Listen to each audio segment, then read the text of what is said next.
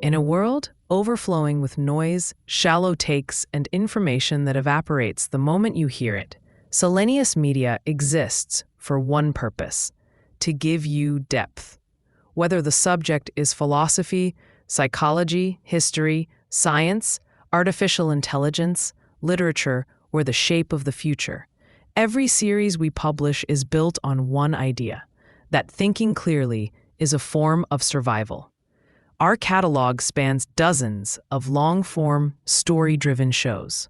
From Western moral philosophy for beginners to pioneers of psychology and psychiatry, from AI, an uncertain future, to the classical music giants.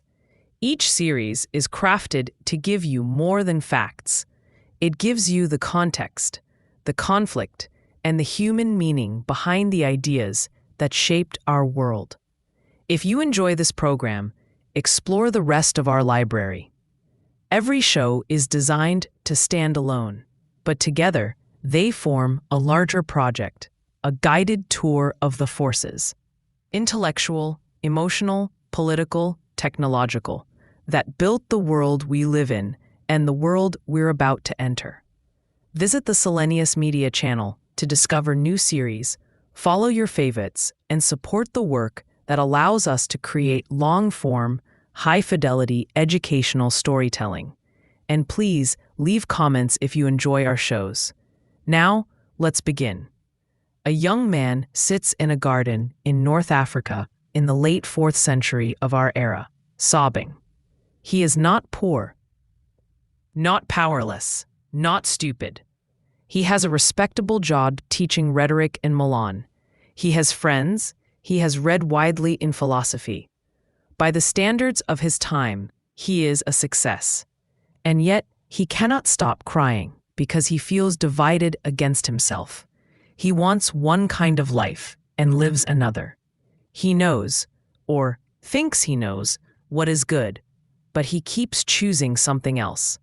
"Grant me chastity and continence," he once prayed, half joking. But not yet. Now the joke has worn thin. In the garden, tween tears, he hears a child's voice chanting from somewhere nearby. "Take and read. Take and read." He picks up a book lying close at hand, opens at random, and reads a passage that feels like a command to change his life. This is the scene that will become famous as the turning point of Augustine of Hippo, one of the most influential thinkers in Western moral history. Augustine was born in 354 CE in Thagaste, a small provincial town in Roman North Africa in what is now Algeria. His father, Patricius, was a minor official and a pagan until late in life. His mother, Monica, was a devout Christian.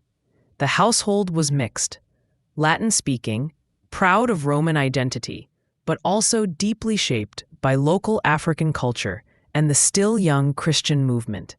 From his mother, Augustine absorbed stories of saints and martyrs, the importance of prayer, the idea of a God who cares intimately about individual lives. From his father and the wider Roman world, he absorbed ambition, the desire to rise to education and eloquence. As a boy, Augustine excelled in his studies. He hated the harsh discipline of the schools, but loved language. In his confessions, he remembers how the stories of Virgil moved him more than the content of the Bible did when he was young. He cried over the death of Dido in the Aeneid, yet felt no similar tears for his own spiritual state. Already we see a theme that will run through his moral psychology: the power of desire and imagination to attach themselves to images, narratives, and honors, and the difficulty of reordering that attachment toward what is genuinely good. He went on to study rhetoric, the art of persuasive speech, in Carthage, the major city of Roman Africa. There he plunged into what he later calls a cauldron of lusts, sexual affairs, theatrical entertainments, competitive friendships, and the intoxicating thrill of performing and being admired. He took a concubine, with whom he lived for many years, and had a son, Adeodatus. He was not yet interested in marriage. His career came first. He wanted, more than anything, to be admired as a great orator, to win cases, to shine in public life. At the same time, he was tormented by intellectual questions. The Christianity of his childhood seemed to him crude and unsatisfying. The Bible, as he first encountered it, struck him as simplistic compared to the polished Latin of classical authors. He was especially vexed by the problem of evil.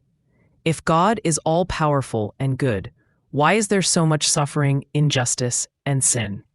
In his late teens and 20s, he found an answer he thought promising in Manichaeism, a dualistic religion that divided reality into a realm of light, good, and a realm of darkness, evil. On this view, the world is a battleground between two co-eternal principles, and human beings are sites where light and darkness are mixed. Evil, then, is not a mere absence, but a real active force. Augustine became a hearer in the Manichaean community for nearly 10 years, drawn by its moral rigor and its promise to explain the universe in rational terms. Manichaeism, however, began to disappoint him. Its leaders could not give him the intellectual depth he sought. The more he studied philosophy, especially Neoplatonism, the less plausible the Manichaean picture of two equal gods fighting seemed.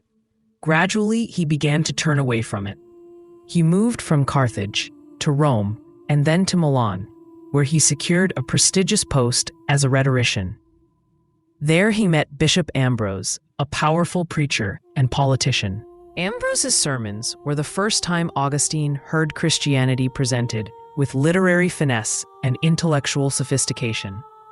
Ambrose read scripture allegorically, finding philosophical depth beneath the surface stories. This cracked open Augustine's earlier contempt for the Bible. At the same time, Augustine was reading Plotinus and other Platonist writers in Latin translation. From them, he learned to think of God not as a being among others, but as being itself, the source of all that exists, absolutely simple and good. He learned that evil could be understood not as a positive substance, but as a privation, a lack of due order or goodness in something that is, in itself, good as a creature. This idea hit him with enormous force. It allowed him to release the idea of a rival evil principle and to see the world as a hierarchy of goods, where some things are higher, some lower, and misuse of the will is what produces moral evil. But knowing this did not immediately change his life.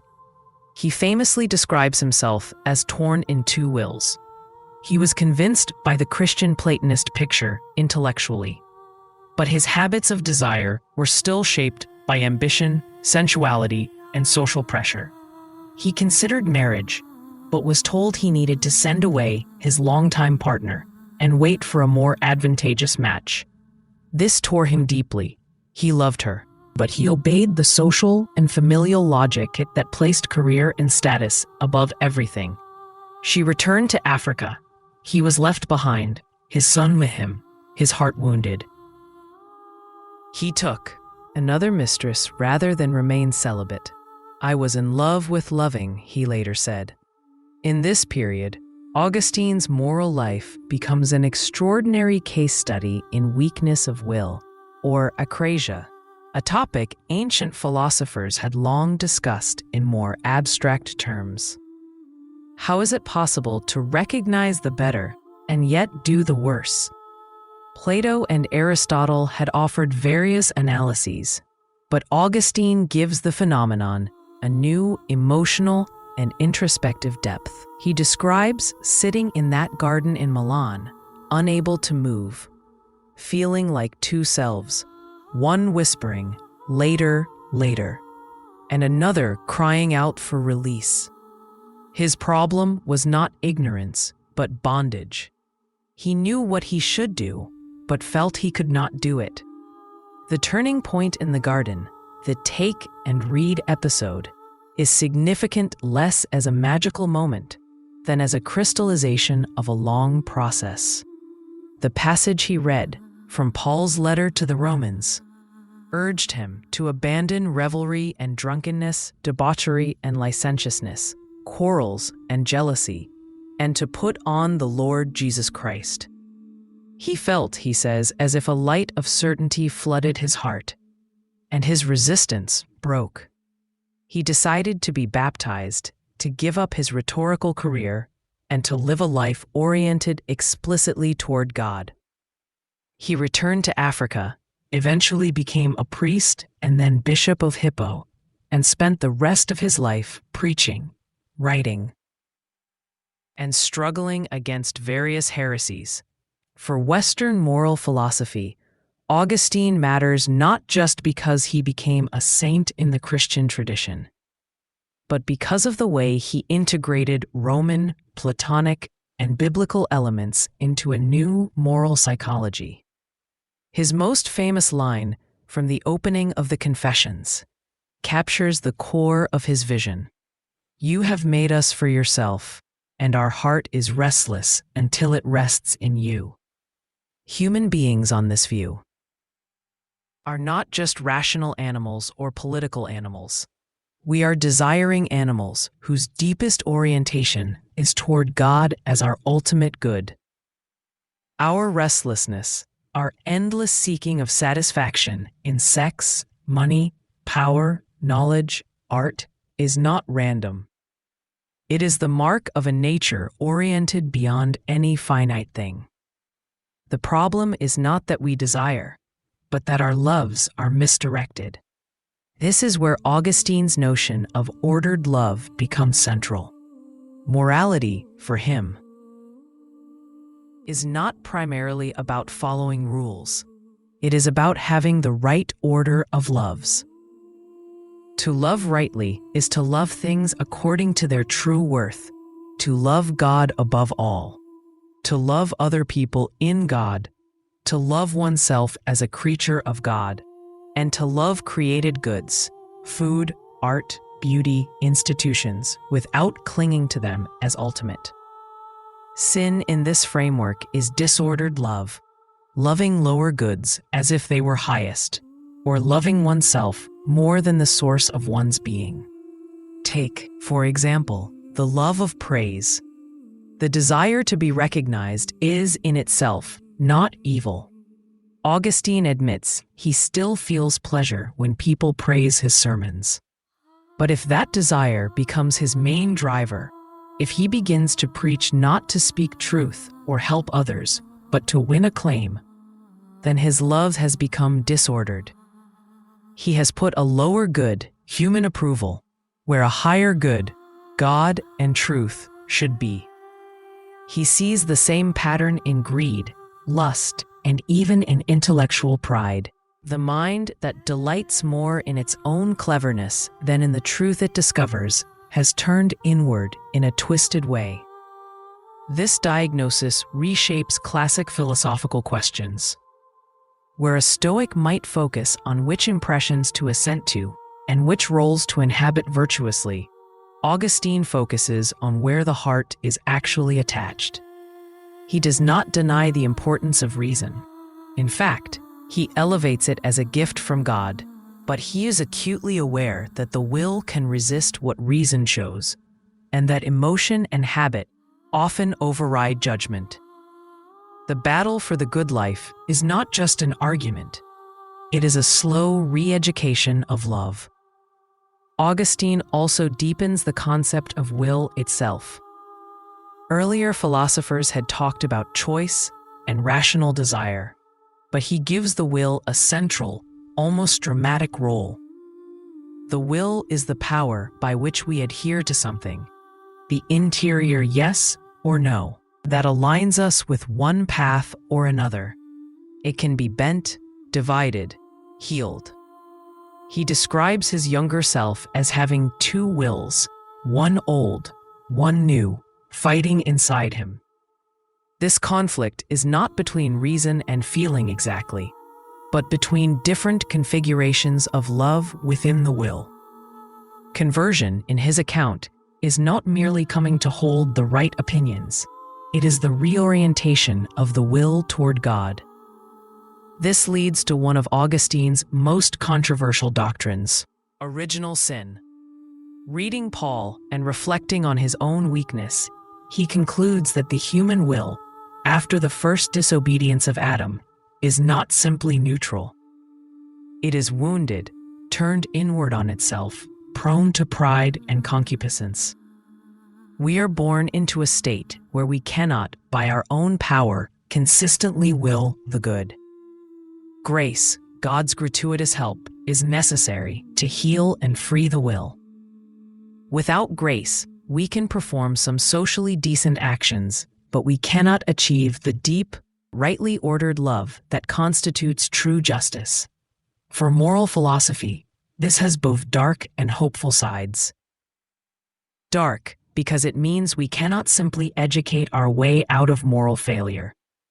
There is a structural damage in the will that no amount of self-help or civic exhortation can fully repair.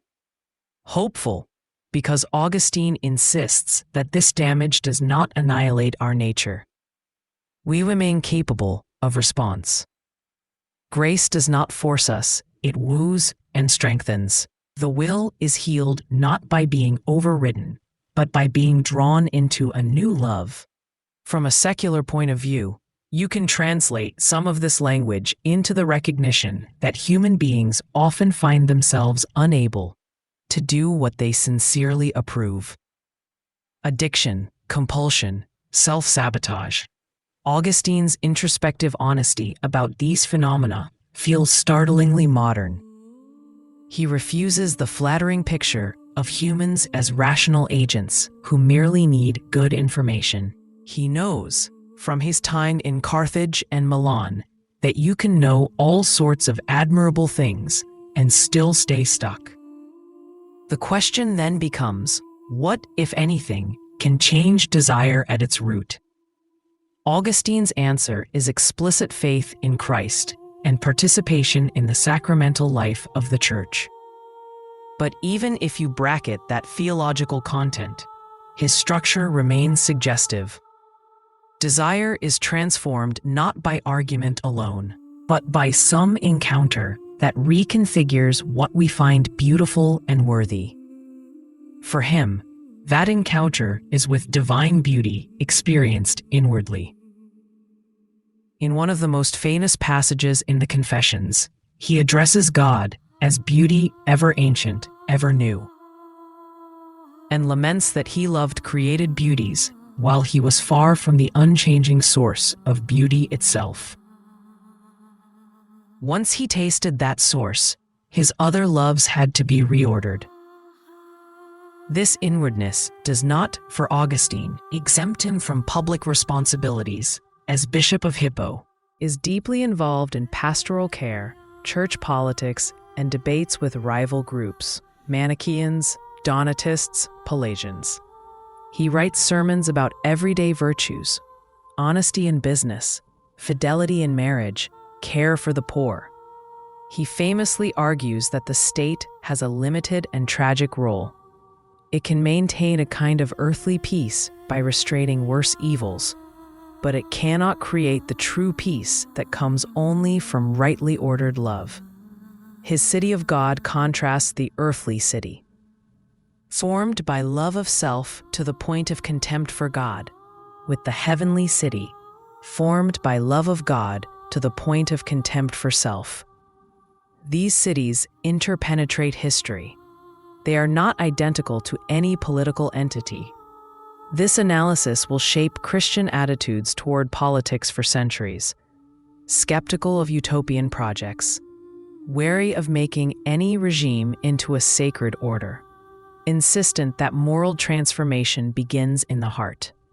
His view of history also reframes moral striving. Against cyclical Greek views, he sees history as a linear drama with a beginning, fall, long struggle, and eventual consummation. That timeline can be used, badly, to justify passivity. If God is in charge, why act? Augustine resists that temptation by insisting that our choices matter, even if we do not control ultimate outcomes. The story is larger than us, but we are not irrelevant. Our acts of justice, mercy, and humility are real contributions to the unfolding of the city of God, even if they are not recorded in any earthly chronicle. If you step back and look at Augustine as a character in your series, you can see him as the one who, more than anyone before him, internalizes moral life. Socrates and Plato had already pointed inward. The Stoics had stressed inner ascent. But Augustine gives us a richly textured inner landscape populated with memories, fantasies, competing loves, temptations, subtle self-deceptions. He invents, in a sense, the genre of spiritual autobiography, and in doing so, gives later Western thinkers a template for exploring conscience, guilt, and transformation. When Rousseau or Kierkegaard, or even some contemporary memoirist writes about their inner conflicts, Augustine is in the background. His emphasis on love as the core of ethics will echo in many later thinkers. Medieval scholastics will elaborate systems of virtues, vices, and laws, but often return to Augustine's idea that what ultimately defines a person is what they love and how. Even modern philosophers wary of theology have felt his pull. Hannah Arendt, for example, wrote her doctoral dissertation on Augustine's concept of love and returned to it when thinking about the conditions for a plural political world. His analysis of pride as the root of many evils, pride understood as the will to be one's own God, to be self-sufficient, is another theme that recurs across the centuries.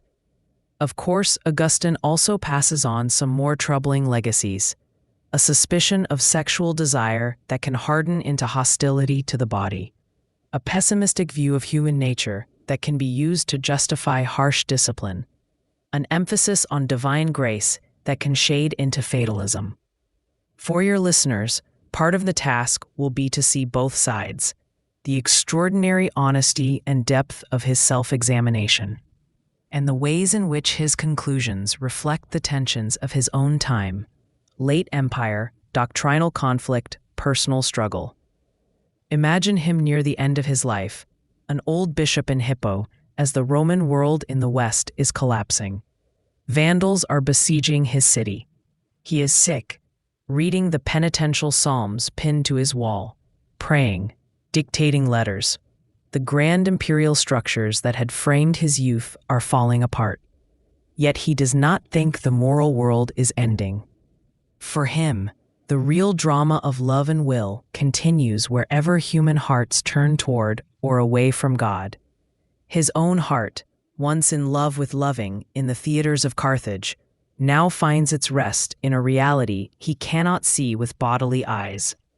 For Western moral philosophy, Augustine leaves behind several crucial ideas: that the deepest questions of ethics are questions about love, that moral failure is not just ignorance but a wounded will, that evil is a privation, not a rival substance, that the inner life, with all its contradictions, is not a distraction from philosophy, but one of its primary data.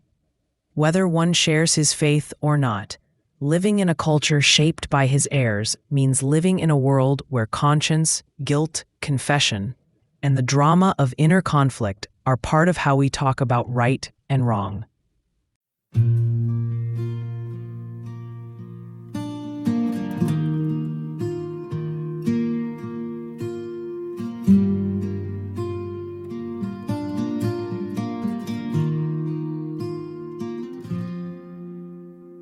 Midnight rails under silver moon, dusty boots on a winding road.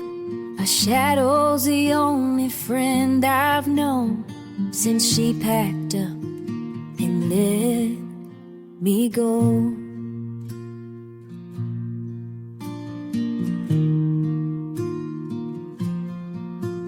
Empty whiskey bottle on the seat, her laugh still echoes in my bones. Saddle's heavy with memories. I ride alone where the wind still blows. Nowhere else to be, no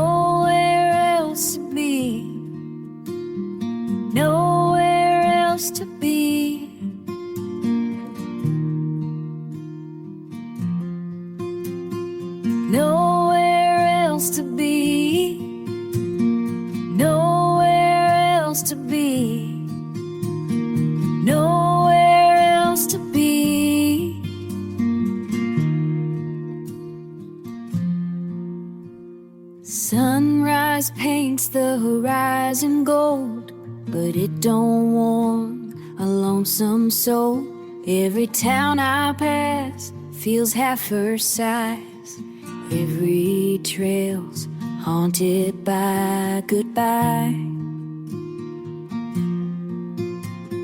I whisper prayers to open skies, hoping someday my heart'll find a brand new path beyond the pain, where broken hearts can heal in time. Nowhere else to be, nowhere else to be, nowhere else to be.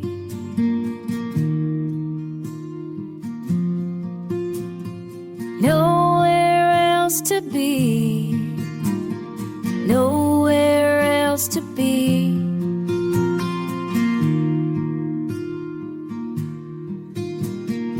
Nowhere else to be.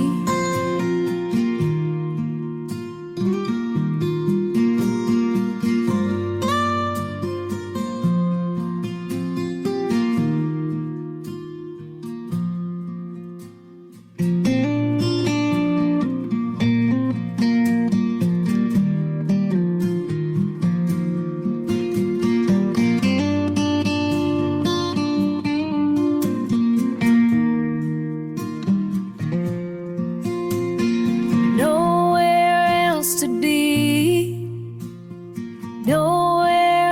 to be, nowhere else to be.